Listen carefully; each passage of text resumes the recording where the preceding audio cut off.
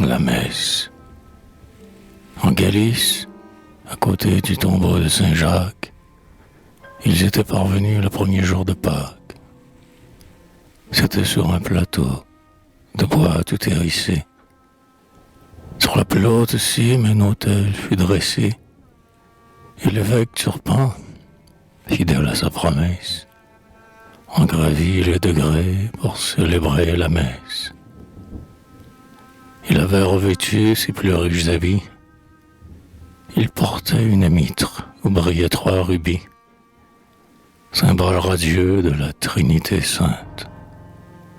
Une chasuble d'or aux fleurons d'hyacinthe, et, sous cette chasuble, une aube au long repli, candide vêtement de la blancheur des lits, que, de ses propres mains, la jeune reine Berthe voulut broder un jour à ce travail experte.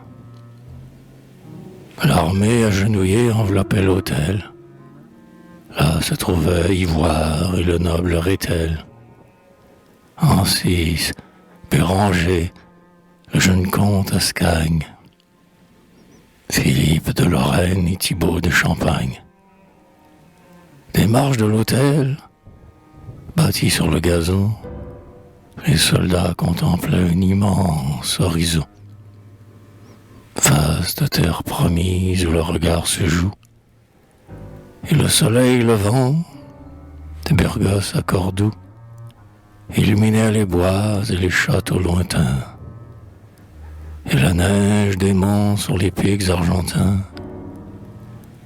Quand l'archevêque en fut au moment de l'office, où descend sur l'autel l'agneau du sacrifice, tous les fiers compagnons vinrent, à 2 genoux, se nourrir de ce pain qui met la force en nous. Heure sainte. On eût dit que l'aurore avertie sortait de l'Orient pour éclairer l'hostie. Ce fut à ce moment que des cris de démons frappèrent tout à coup l'écho des vastes monts. Les Sarrasins, armés de piques et de pierres, s'élançaient de partout, des bois, des fondrières, et, réclamant l'appui de leur dieu tervagant, couraient vers nos preux comme un sombre ouragan. L'évêque, sur l'autel, déposa le ciboire. « Ô Dieu vivant, dit-il, tu nous dois la victoire. » Il n'eut pas le loisir, en ce péril urgent, de quitter son étole et sa mitre d'argent. Et sur les Sarrasins, dans une lutte atroce, à défaut de l'épée, il frappa de la crosse.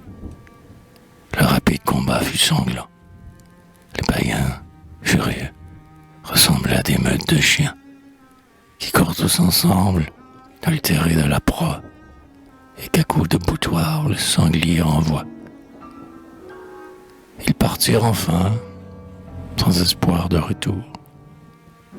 Alors, comme on était vers le milieu du jour, le Seigneur, dit l'évêque, a tenu sa promesse.